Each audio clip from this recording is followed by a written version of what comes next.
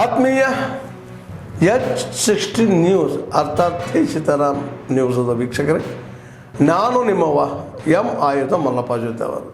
ತಾವು ಈಗ ಸುದ್ದಿಗಳ ಲೋಕಕ್ಕೆ ಎಂಟ್ರಿ ಹೊಡಿತಾ ಇದ್ದೀರಿ. ಈ ಸುದ್ದಿಗಳನ್ನು ಪ್ರತಿಯೊಂದು ನೋಡೋ ಜೊತೆಗೆ ನಿಮ್ಮ ಅಭಿಪ್ರಾಯಗಳನ್ನು ಹಚ್ತಾ ಇರ್ರಿ. ಯಾಕಂದರೆ ಈ ಸುದ್ದಿಗಳು ನಿಮಗಾಗಿ, ನಿಮ್ಮ ಬದುಕಿಗಾಗಿ, ನಿಮ್ಮ ವೈಚಾರಿಕೆಗಾಗಿ, ನಿಮ್ಮ ತಿಳುವಳಿಕೆಗಾಗಿಯೂ ನಿಮಗೂ ಗೊತ್ತು. ಜೊತೆಗೆ ನಮಗೂ ನಿಮ್ಮೊಂದಿಗೆ ಇದೊಂದು ಮಾತಾಡುವಂಥ ಜೊತೆಗೆ ಸುದ್ದಿಗಳನ್ನು ಬಿಡುವಂಥ ಕೆಲಸ. ಈ ಕೆಲಸದಲ್ಲಿ ನಾವು ನಿಮ್ಮೊಂದಿಗೆ ಇದ್ದೀವಿ ಅಂತ ಹೇಳ್ತಾ ನೋಡ್ತಾ ಇರಿ ಸುದ್ದಿಗಳನ್ನು. ಇದು ನನಗೆ ಸಿಗ್ತಕ್ಕಂಥ CM ಸ್ಥಾನ SM ಕೃಷ್ಣ ಭಾವನೆ ವ್ಯಕ್ತಪಡಿಸಿದ್ದಾರೆ. CM ಸ್ಥಾನ ಸಿಕ್ಕಿಲ್ಲ, ಅಸಮಾಧಾನ. ಸನ್ಮಾನ್ಯ ಮಲ್ಲಿಕಾರ್ಜುನ್ ಖರ್ಗೆ ಸಾಹೇಬರು AICC ಅಧ್ಯಕ್ಷರು, ಬಹಳ ಸೀನಿಯರ್ ರಾಜಕಾರಣಿ. ಸುಮಾರು 72 ಇವಾಗ ಅಂದರೆ 55 ವರ್ಷದ ಒಂದು ಅನುಭವ ಇದೆ.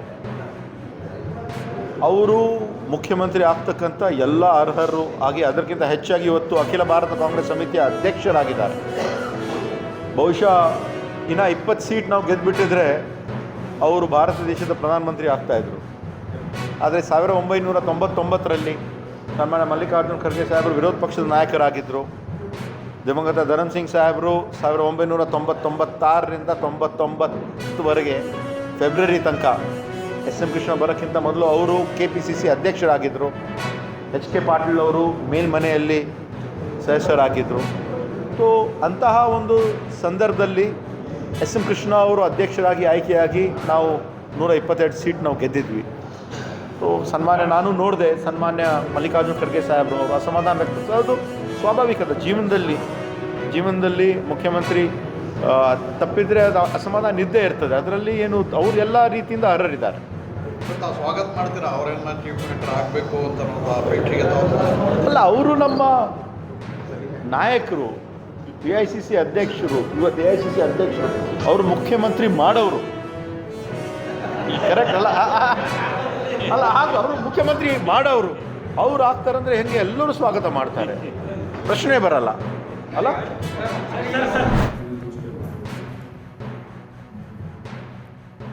ಪತ್ರಿಕಾಗೋಷ್ಠಿ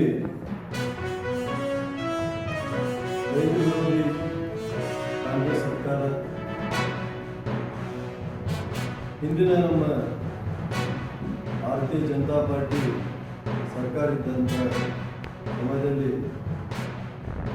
ಯಾವ್ಯಾವ ರೈತರಿಗಾಗಿ ಹಾಕ್ಕೊಂಡಂಥ ಕಾರ್ಯಕ್ರಮ ಅವೆಲ್ಲವೂ ಅವನ್ನೆಲ್ಲ ಕ್ಯಾನ್ಸಲ್ ಮಾಡಿ ಇವತ್ತಿನ ದಿವಸ ರೈತ ವಿರೋಧಿ ಸರ್ಕಾರ ಅನ್ನೋದಕ್ಕೆ ಅವ್ರು ತೋರಿಸ್ಕೊಡ್ತಾ ಇದ್ದಾರೆ. ಯಾವ ರೀತಿ ಅಂತಂದರೆ, ಕಳೆದ 2 ವರ್ಷದಿಂದ ರೈತ ಮಕ್ಕಳ ಅಭ್ಯಾಸಕ್ಕಾಗಿ ಮಂಡಳಿ ವತಿಯಿಂದ ಕರ್ನಾಟಕ ರಾಜ್ಯ ಸರ್ಕಾರ ಅವರ ಒಂದು ಸಹಕಾರದಿಂದ ನಾವು ಖರ್ಚು ಮಾಡಿದ್ದೀವಿ.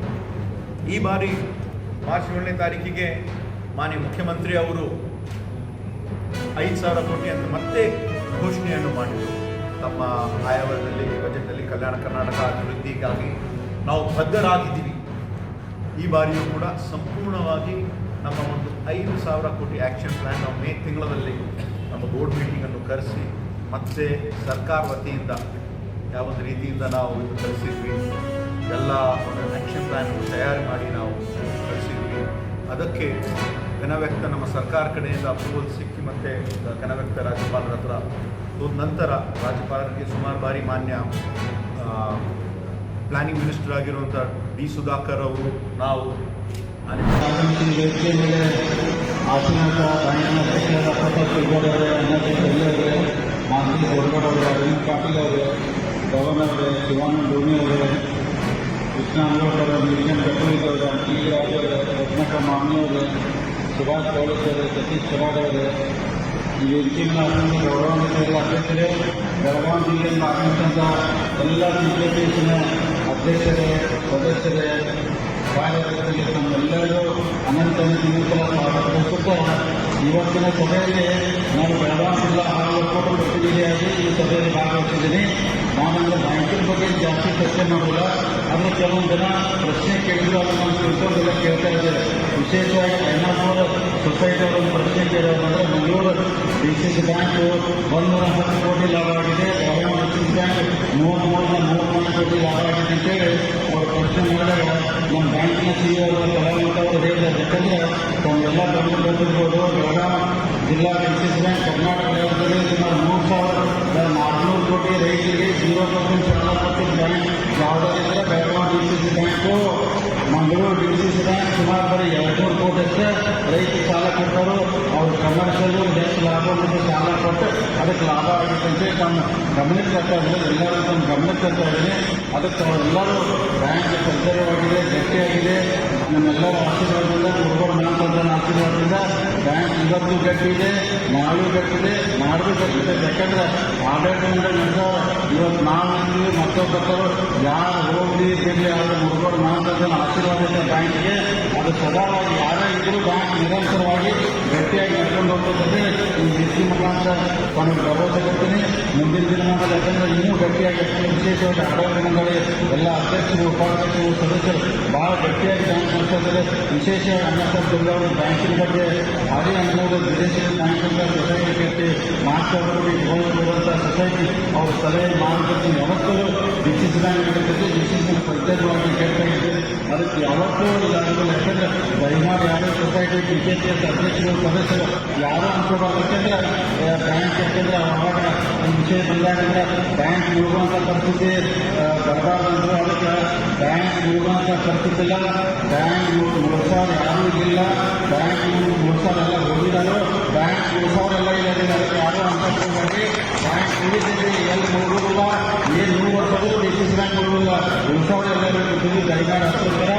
ಅದ್ರ ಜೊತೆಗೆ ನಮ್ಮ ಕಲಾ CEO ಅವ್ನು ಏನು ಮಾತಾಡೋದು ನಿಮಗೆ ತಿಳ್ಕೊಳ್ಬೇಕು. ಯಾಕಂದ್ರೆ ಉತ್ತರ ಸರಿಯಾಗಿ ಕೊಡೋದು. ಅದಕ್ಕೆ ನಾನು ಅದಕ್ಕೆ ಉತ್ತರ ಕೊಡೋಕ್ಕೆ ಯಾಕಂದ್ರೆ ವಿಶೇಷವಾಗಿ ಸೌಭಾಗ್ಯಲಕ್ಷ್ಮಿ ಶುಗರ್ ಫ್ಯಾಕ್ಟರಿ ವಿಷಯ ಪ್ರಸ್ತಾಪ ಆದಾಗ ಎಲ್ಲ 160 ಕೋಟಿ DCC ಬ್ಯಾಂಕ್ ಬೆಳಗಾವಿ ನಾವು ಸಾಲ ಕೊಟ್ಟಿಲ್ಲ.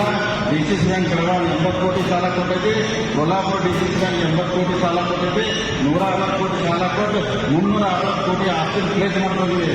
ಪೇಪರ್ಸ್ ಎಲ್ಲ ಲೀಗಲ್ ಒಪಿನಿಯನ್ ತಗೊಂಡು ಪ್ಲೇಸ್ ಮಾಡ್ಕೊಂಡು ಸಾಲ ಕೊಟ್ಟಿದ್ವಿ. ಮಾರ್ಚ್ ಎಂಡಿಗೆ ಸೌಭಾಗ್ಯಲಕ್ಷ್ಮಿ ಶುಗರ್ ಫ್ಯಾಕ್ಟರಿ ಅವರು ನಮ್ಮ DCC ಬ್ಯಾಂಕ್ 22 ಕೋಟಿ ಬಡ್ಡಿ ಕೊಡಬೇಕು. ಬಡ್ಡಿ ಕೊಡೋದಿಲ್ಲ ಅಂದ್ರೆ ನಾವು DCC ಬ್ಯಾಂಕ್ ಶುಗರ್ ಫ್ಯಾಕ್ಟರಿ ಕಬ್ಜಾಕೊಂಡು ನಡೆಸ್ತೀವಿ. ನಿಮಗೆ ಜನರಲ್ ಕೊಡೆಯಲ್ಲಿ ನಾವು ಈ ವೃತ್ತಿ ಮುಖಾಂತರ ಭರವಸೆ ಕೊಡ್ತೀವಿ. ಯಾಕಂದ್ರೆ 22 ಕೋಟಿ ಬಡ್ಡಿ ಕೊಡಬೇಕು. ನಾವು ಯಾರನ್ನೂ ಬಿಡುದಿಲ್ಲ. ಮತ್ತು ಇನ್ಫ್ರಾಸ್ಟ್ರಕ್ಚರ್ ಕೆಲವೊಂದು ಅಂದ್ರೆ ಕಂಪ್ನಿಗಳಿಗೆ ಲೋನ್ ಬರಲೇಬೇಕಾಗ್ತದೆ. ಯಾಕಂದ್ರೆ ಬ್ಯಾಂಕಲ್ಲಿ ಇದ್ದಂಥ ಡಿಪಾಸಿಟ್ನ ನಾವು ಅದನ್ನು ಬಳಕೆ ಮಾಡೋದಂದ್ರೆ ಇಲ್ಲೇ ಇಟ್ಕೊಂಡು ಕುಡ್ಕೊಂಡ್ರೆ ಅಪೇಕ್ಷೆ ಅಂತ ಹೋಗಿ ನಾವು ರೊಕ್ಕ ಇಟ್ಕೊಂಡ್ರೆ ಅದನ್ನ 6.5% ಬಡ್ಡಿಗೆಲ್ಲ ಇಡಬೇಕಾಗ್ತೈತೆ. ಅದನ್ನ ಹೊರಗೆ ಬಿಡಿಸಾಕೊಟ್ರೆ 8.5-12% ಬಡ್ಡಿ ಬರ್ತೈತೆ. ಯಾಕಂದ್ರೆ ಅದು ನೀವು ರೈತರು ಇದ್ದಂಥ ಡಿಪಾಸಿಟ್ ನಾವು 7 ರೂಪಾಯಿ 75 ಪೈಸೆ, ನಾವು 2 ರೂಪಾಯಿ 10 ಪೈಸೆ ಹಿಂಗಿನೆಲ್ಲ ಡಿಪಾಸಿಟ್ ನೀವು ಕೊಟ್ಟಿಟ್ಕೊಂಡಿದ್ದು ಅಕಸ್ಮಾತ್ ನಾವು ಅದನ್ನು ದುಡಿಸ್ತಿಲ್ಲ ಅಂದ್ರೆ ನಾವು ಕೈಲಿದ್ದ ನೀವು ಬಡ್ಡಿ ಕೊಡಬೇಕಾಗ್ತದೆ. ಅದಕ್ಕೆ ಅನಿವಾರ್ಯವಾಗಿ ಚಲೋ ಕಂಪ್ನಿ ನೋಡ್ಕೊಂಡು ನಿಂತ ಕಮರ್ಷಿಯಲ್ ಕೊಡ್ತಾನೆ ಬ್ಯಾಂಕ್ ಉಳಿತೈತೆ. ಯಾಕಂದ್ರೆ 0% ಸಾಲ ಒಂದು ಕಡೆ ಇರ್ತೈತಿ. ಕಮರ್ಷಿಯಲ್ ಚಲೋ ಕಂಪ್ನಿ ನೋಡಿ ಸೆಕ್ಯೂರಿಟಿ ನೋಡಿ ಕೊಟ್ಟರೆ ಬ್ಯಾಂಕ್ ಯಾವತ್ತೂ ಮುಳುಗುದಿಲ್ಲ. ಬ್ಯಾಂಕ್ ಗಟ್ಟಿಯಾಗಿ ದಯಮಾಡಿ ಯಾರು ತಾವೆಲ್ಲ ಬಂದಿದ್ರಿ, ತಾವು ಅದೇ ಗಟ್ಟಿಯಾಗಿ ಮಾಡಿ. ವಿಶೇಷವಾಗಿ ಯಾಕಂದ್ರೆ ಒಬ್ಬ ಟ್ಯಾಕ್ಸಿ ಸಾಲ ಕೊಡೋ ಸಂಬಂಧ ನೀವು ಡೈರೆಕ್ಟರ್ ಯಾಕೆ ಏನಾದ್ರು ಬೇಕಾಗ್ತದೆ, ನೀವು 5 ರೂಪಾಯಿ ಕೊಡಬೇಕಂದ್ರೆ ಖಂಡಿತವಾಗಿ ಅದನ್ನು ಬೇಕಾದ್ರೆ ನಾವೆಲ್ಲ ಪರಿಶೀಲನೆ ಮಾಡ್ತೀವಿ. ನಮ್ಮ ರಾಯಗಢ TFC ಅನ್ನೋದು ಬಸ್ಗುಂಡೆ ಅಡಿಯಿಲ್ಲ, ಹೋದ್ರ ಅದಕ್ಕೆ ಅಡಿಯಿಲ್ಲ. ಅದಕ್ಕೆ ನೀವೆಲ್ಲ ಅಡಿಯಿಲ್ಲ ನಿಮ್ಮ 5 ಬ್ಯಾಂಕಿಗೆ ಇನ್ವೈಟ್ ಮಾಡ್ತೀನಿ. ನೀವು ಬರಬೇಕ. ಏನು ನಿಜಾಗಿ ಎಷ್ಟು ಖರ್ಚು ಆಗಬೇಕು, ಈಗ ಎಷ್ಟು ಖರ್ಚು ಉಳಿಸಿದ್ರು ನಮ್ಮ ನೀವು ಬಂದ್ರೆ ಮಾಡಬೇಕು. ಯಾವ ಇಂಪಾರ್ಟೆಂಟ್ ಸಬ್ಜೆಕ್ಟ್ಗಳು ಬರಬೇಕು. ಹಿಂದಿದ್ದಂಥದ್ದು ಏನೇನು ಖರ್ಚು DCC ಬ್ಯಾಂಕ್ ಆಗ್ತೈತೆ, ಎಷ್ಟು ಖರ್ಚಿನ ಈ 70 ರೂಪಾಯಿ ಬಂದ ನಂತರ ಎಷ್ಟು ನಮ್ಮ ಸುಮಾರು 10 ಕೋಟಿ ಅದಕ್ಕೆ ಖರ್ಚು ನಾವು ಕಡಿಮೆ ಮಾಡಿದ್ರು ಉಳಿತಾಯ ಮಾಡಿದ್ರು ಎಷ್ಟು ಉಳಿತಾಯ ದುಡ್ಡಿಂದ ರೈತರಿಗೆ ಲಾಭ ಆಗ್ತೈತೆ. ಅದಕ್ಕೆ ಅವೆಲ್ಲ ಪ್ರಶ್ನೆ ಬಗ್ಗೆ ವಿಚಾರ ಇದೆ. ಪ್ರಶ್ನೆ ಕೇಳೋದು ಎಲ್ಲರಿಗೂ ಸ್ವತಂತ್ರ ಇದೆ. ಮುಂದಿನ ಏನಾದ್ರು ಕಾನೂನು ಮಾಡಿ ಮೊದಲೇ ತಾವು ರೈತರಿಗೆ ಬರೆದು ಕೊಟ್ಟಾಗ ಉತ್ತರ ಕೊಡೋಕೆ ಭಾಳ ಕರೆಕ್ಟ್ ಸತಿ ಮುಂದಿನ ದಿನಮಾನ ಉತ್ತರ ಕೊಡೋಕ್ಕೂ ಟೈಮ್ ಚೇಂಜ್ ಮಾಡ್ಕೊತೀವಿ. ಎಲ್ಲ ಮಕ್ಕಳು ಅದಕ್ಕೆ ದಯಮಾಡಿ ಎಲ್ಲರೂ BCC ಬ್ಯಾಂಕ್ ಭಾಳ ಗಟ್ಟಿಯಾಗಿ ಮುಂದಿನ ದಿನಮಾನ ನಾವೆಲ್ಲರೂ ಅನ್ನ ಸತ್ತಲ್ಲಿ ಮಂತ್ರಿ ದೊಡ್ಡವರು ಎಲ್ಲರೂ ಕೂಡಿ ಇನ್ನೂ ಈ ಬ್ಯಾಂಕಿನ ಈ ಡಿಪಾಸಿಟ್ 10,000 ಕೋಟಿ ಹೆಂಗೆ ಹೋಗಬೇಕು, ಇನ್ನೂ ಹೆಚ್ಚು ರೈತರಿಗೆ ಸಾಲ ಏನು ಕೊಡಬೇಕಂತ ಈ ವಿಶೇಷ ಎಲ್ಲ ಇಟ್ಕೊಂಡ್ವಿ. ಅದಕ್ಕೆ ನಾವು ಬ್ಯಾಂಕ್ ಗಟ್ಟಿಯಾಗಿ ಆಗ್ತದೆ. ಮುರುಗೋಡು ಮಾತನ್ನ ಆಶೀರ್ವಾದದಿಂದ ಬ್ಯಾಂಕ್ ಇನ್ನೂ ಗಟ್ಟಿಯಾಗಿ ಆಗ್ತದೆ. ದಯಮಾಡಿ ಯಾರು ಸಂಸ್ಥೆ ಮಾಡಕ್ಕೆ ಹೋಗ್ಬಾರ್ದು. ಯಾಕಂದ್ರೆ ನಮಗೆಲ್ಲ ಜಿಲ್ಲಾ ಉಸ್ತುವಾರಿ ಮಂತ್ರಿ ಸನ್ಮಾನ್ಯ ಸತೀಶ್ ಜಾರಕಿಹೊಳಿ ಅವರು, ಪ್ರಭಾಕರ್ ಕೋಡೆ, ಕಾಪಾಡೋರೆಲ್ಲ ನಮ್ಮ ಮಾರ್ಗದರ್ಶಿ ಲಕ್ಷ್ಮೀ ಚೌಧರಿ ಇರ್ತಾರೋ, ರಮೇಶ್ ಜಾರಕಿಹೊಳಿ ಇರ್ತಾರೋ, ಅನ್ನ ಜೊಲ್ಲೆ ಎಲ್ಲರೂ ಕೂಡ ನಮ್ಗೆ ಗಟ್ಟಿಯಾಗಿ ಮಾಡ್ಕೊಂಡು ದಯಮಾಡಿ ಸಂಸ್ಥೆ ಇಟ್ಕೊಬಾರ್ರಿ. ಅದಕ್ಕೊಂದು ಭಾಷಣ ಮಾಡೋದಿದ್ದೀನಿ, ಅದನ್ನು ಮಾಡಿದ್ದೀನಿ. ಅದಕ್ಕೆ ಏನಾದ್ರು ತಪ್ಪಾಗಿ ಶ್ರಮಿಸಬೇಕು. ಅದಕ್ಕೆ ಇವತ್ತಿನ ಸಭೆ ಭಾಳ ವಿಶೇಷವಾಗಿ ಹೆಚ್ಚಿನ ಸಂಖ್ಯೆಯಲ್ಲಿ ಬಂದಿದ್ರಿ.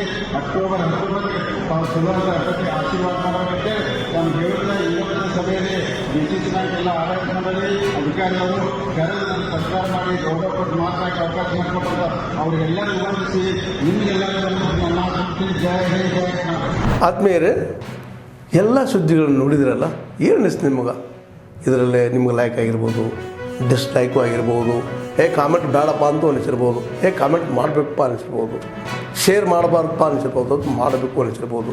ಏನಾದರೂ ಆಗಲಿ ಶೇರ್ ಮಾಡ್ತಾಯಿರಿ, ಈ ನ್ಯೂಸ್ಗಳನ್ನ ಹಂಚ್ತಾ ಇರಿ, ಜೊತೆಗೆ ಇದಕ್ಕೆ ಸಬ್ಸ್ಕ್ರೈಬ್ ಆಗ್ತಾಯಿರಿ ಅಂತ ಹೇಳ್ತಾ H60 ನ್ಯೂಸ್ ಅರ್ಥಾತ್ ಹೇ ಸೀತಾರಾಮ್, ಇದು ಸತ್ಯದ ಕೈಗೆ ನಡಿ. ವಂದನೆಗಳು.